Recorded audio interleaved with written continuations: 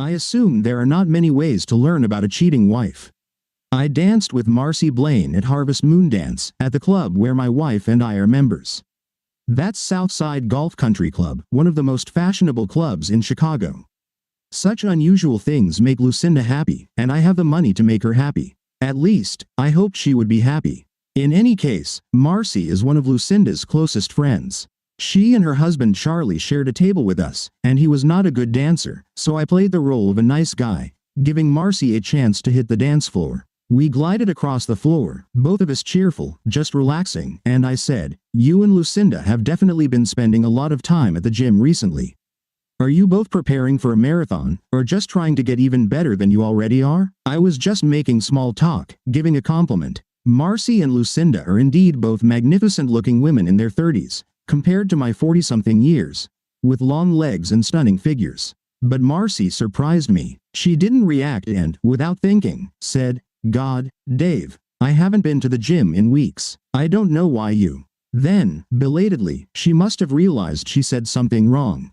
I think she and Lucinda concocted a story and Marcy just forgot about it. I saw her looking at me in horror, so I pretended not to notice. I said, "Huh? Oh, sorry, Marcy. I thought you noticed Jack Yelenick at the end of the room. I haven't seen him at one of these dances in years." "So, what were you saying?" I deliberately gave Marcy a second chance, and she took it, watching me closely. "Oh, I just said that Lucinda really works hard with me. She's the only one who is determined to always stay young. I would rather relax in a sauna." She laughed, and I smiled along with her. I could see she was almost convinced she had gotten away with it, and that's exactly what I wanted her to think. Inside, of course, I felt a nauseating sensation in my stomach. If Lucinda wasn't spending several hours in the gym 2 or 3 times a week, then where had she been? I never liked the term trophy wife, but I had to admit that Lucinda fit the criteria. My first marriage, right after college, ended within a few years, and I spent the rest of my 20s and 30s in solitude, working my face off. I dated some, but mainly, I devoted myself to studying business finance and founded my own firm. We hit the $100 million mark when I was 38, and by the time I turned 40, I was personally worth about $12 million. Lucinda and I met at a party and hit it off immediately. Not surprisingly, at least from my side, since she is very beautiful, full of life, cheerful, confident, and intelligent. It was much less obvious why she was interested in me, although someone might have told her about my money, but it seemed she liked me right from the start. We dated for about 6 months before I proposed to her, and although I made it clear that marrying me would involve a solid prenuptial agreement, she was happy to say yes. At her insistence, we had a big, fancy Chicago wedding, followed by a 3-week honeymoon in Bali, where she mostly tried to kill me by having sex. Did I mention that Lucinda loves sex? Either that or she loves pleasing me and knows I enjoy it. In any case, all the frolicking we did, before and after the wedding, made me a very happy man. However, Marcy's slip of the tongue made me wonder if I was becoming a cliché, the husband of a trophy wife. It took no more than 2 weeks to uncover the dirty details. Lucinda had been sleeping with Chris Remington, the hour director of Chicago Serve, a charity where she volunteered.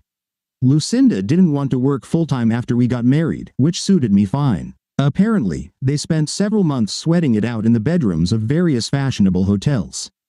God knows how they paid for the rooms, because Lucinda made sure there were no unexpected charges on her Platinum Amex card. However, all this fun didn't prevent Lucinda from keeping me warm. Our own sexual life was as vigorous as before. I didn't know if she still cared about me or if jumping into bed with me after being with her lover excited her somehow. But it didn't matter. Now that I knew I was sharing her, our marriage had to end. But you don't succeed in business by being hot-headed and acting on emotions, and I had been quite successful. I decided to spend at least 2 more weeks thinking about my options before making a move against my deceitful wife. She was going to leave, that was decided. But first, I needed to know more. And more was related to a conversation on one of the audio tapes that my detective agency told me about. They had all the audio and photos I would ever need, but I hadn't looked at or listened to any of it. She was unfaithful, our marriage was over, and that was that. No need to torture myself. However, her intimate conversations went beyond the usual, turning into, "I can't wait until we can be together all the time," and, "when you gather all the money together and leave your husband." That caught my attention.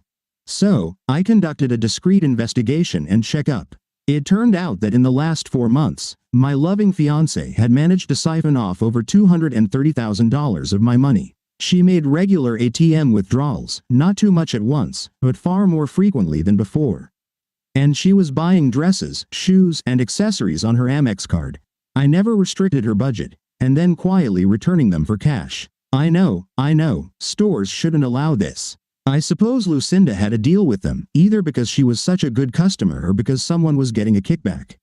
In any case, she got away with it. So, I caught Lucinda red-handed, but didn't know where the money was. And I knew that $230,000 wouldn't keep her happy for long, so what was the rest of her plan? I decided to sit tight a little longer until I figured everything out. It was only after 3 days that I received a response. A young woman from First United Bank called my office to discuss our safety deposit box. Actually, our box, because it was a joint account with Lucinda. The young woman, Judy Steinberg, was clearly a good employee, attentive and proactive. She had been working at the bank for just a few weeks, having secured the job when she returned from Sweden, where she had worked for several years, and acquired a husband. She called to inform me that my wife had caused quite a scene that day. Lucinda had tried to gain access to our box, but Judy informed her that she could not open it unless I was also present and signed in the bank's logbook. Apparently, Lucinda was overly demonstrative in her reaction, and Judy needed the help of 2 security guards to make her leave. It only took a few seconds before I realized that I now knew the rest of Lucinda's plans. Among various legal documents of no financial value in our bank box were jewels worth about $2 million that I had bought for my beloved wife. An impressive diamond necklace, several pairs of diamond earrings, and a sapphire and diamond bracelet. I had always thought that, regardless of my other allurements, it was these expensive purchases that convinced Lucinda of my potential as a husband. And now it seemed she was considering these trinkets as a stash for her escape with Chris, her young lover. A few more days of audio surveillance provided the rest of what I needed. Lucinda had already given the money to Chris. It seems she really trusted her lover. They bought plane tickets for 2 separate and carefully planned trips to Rio de Janeiro. All that was left for Chris was to impersonate me at the bank and help Lucinda extract the jewels from the safe. After that, they would be on their way. Whoever said, "Knowledge is power," was absolutely right. The rest was child's play. On Thursday morning, November 19th, Lucinda wanted to wake me up early. She also had a good way of doing that, using her mouth on my body, followed by a vigorous bounce in the cowgirl position until we both were aroused. Then she dragged me into the shower, where we played around a bit while washing. "That was a great start to the day, dear," I said. "Is there a special occasion today?" She smiled in response and handed me a coffee. "Not at all, Dave. I just wanted to make sure you know how I feel about you." She came over and sat on my lap, pressing against me and feeding me a piece of bacon. We hugged and kissed until the end of breakfast, and then I went to get dressed for work. As I was putting on my coat, she came down to the hall and casually said, "Oh, by the way, dear. That damn board meeting has been moved to tonight, so I might be back quite late. It's a big nuisance, but I promised I would attend. Will you forgive me?" I received another tight hug and a kiss along with the question, and of course, I told her everything was fine. It wasn't hard to figure out what she meant. She was making me not worry, giving herself a few extra hours before I would start to wonder where she had disappeared to. I smiled as I sat at my desk. Today was the day, and everything was in place. Lucinda's flight was scheduled to depart at 2:35, and Chris's flight, with another airline, at 3:15. My people would be at the airport by noon, and when Chris tried to board, he would be arrested for carrying more than $10,000 in cash, violating federal currency regulations. I had the evidence to show the money was mine. Well, mine and Lucinda's, and there was little doubt he would be in jail for some time. But no one was going to bother Lucinda. She would check her bags, board the plane, and be on her way.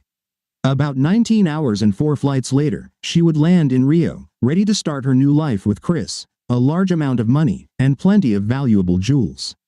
The only problem was there would be no Chris, no cash. My phone rang just after 11:30. As expected, it was Judy Steinberg. "They were here," she said. "Just as you predicted, your wife came with someone else, a tall guy, a bit younger than her. He signed using your name, and they spent a few minutes with the safe before leaving." I smiled broadly. Thank you, Judy. You've been a great help. And I really appreciate that you let me access my box smoothly the other day. As soon as I explained the situation, I leaned back in my chair, savoring the thought of Lucinda on the plane, holding her large purse on her lap with the jewels worth $2 million, unaware that all of it was fake, worth about $150. I doubted that money would be enough to give Lucinda the life she hoped for and was accustomed to. Listen, I said, I would like to express my gratitude personally. How about I invite you and Hendrik to dinner this Saturday, somewhere really fancy, like La Rondine? Quote. Judy giggled and said, thank you, Uncle Dave, that would be great. Quote.